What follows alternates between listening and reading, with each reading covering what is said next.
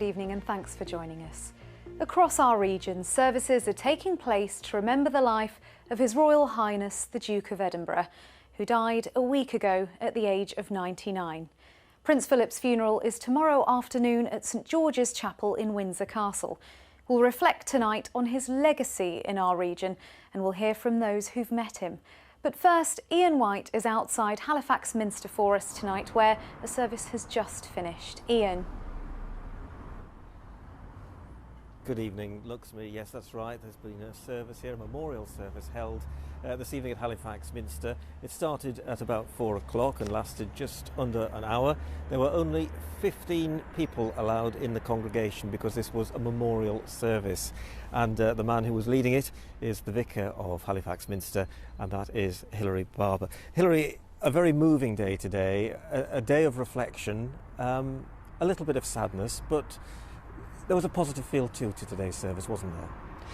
Absolutely. There was a sense of representatives of the community of Calderdale coming together to pay their respects, I think, to the Duke of Edinburgh, who of course had been around a long time. And a number of people here today had personally met him. So including yourself? Including myself, with personal memories of him. And I guess a sense of the church, with the Queen as the head of the church, acknowledging the royal family at a time of mourning, like many other families who've lost people, obviously recently to COVID, and we think of them as a family. And we had to do this, of course, with just 15 dignitaries in the congregation today. So it was done over the internet, and people can watch that on YouTube, I know, can't they?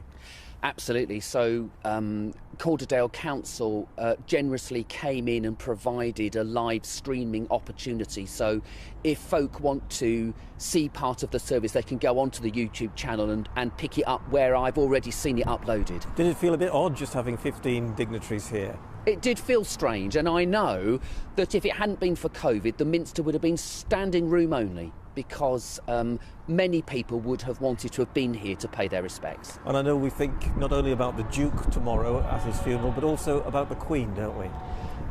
Absolutely.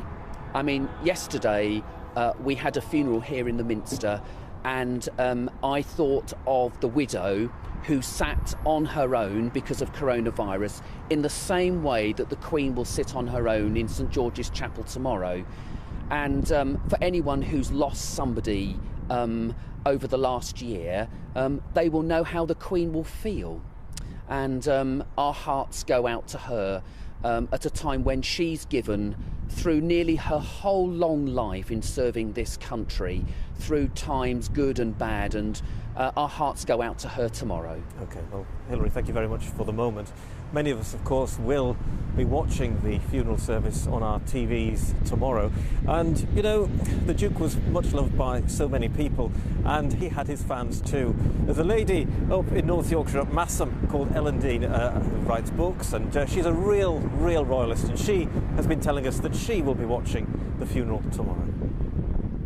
This was actually one of the first pieces I bought. It's a lovely picture of the Queen and Prince Philip. How did you feel when you heard the news of the Duke of Edinburgh's death? You think he's going to go on forever. I think the most special thing about him is his support of the Queen. I think even I underestimated how important he was. When you think back to, you know, his 70 years of support for the Queen, that's mostly what you think about. But he's also been an ardent wildlife conservationist as well, and many other projects. He knew that climate change needed looking at about 50 years ago, and people would laugh at him. And I imagine your thoughts are with the Queen and the rest of the family now. Oh yes, absolutely. And a friend of mine wanted us to go down to Windsor, but of course you can't. You know, the Queen wants everybody to stay away. So, yeah, but I will be thinking about him, and I will be thinking about the family as well. Ellen Dean talking there to my colleague Abigail Giola. Well, it has been a very moving afternoon here in Halifax, and there are other services taking place right across our region this evening. This was quite a special service here today, and you can see it, as Hilary said earlier, on YouTube if you want to watch it. So for the moment, back to you. Ian, thank you.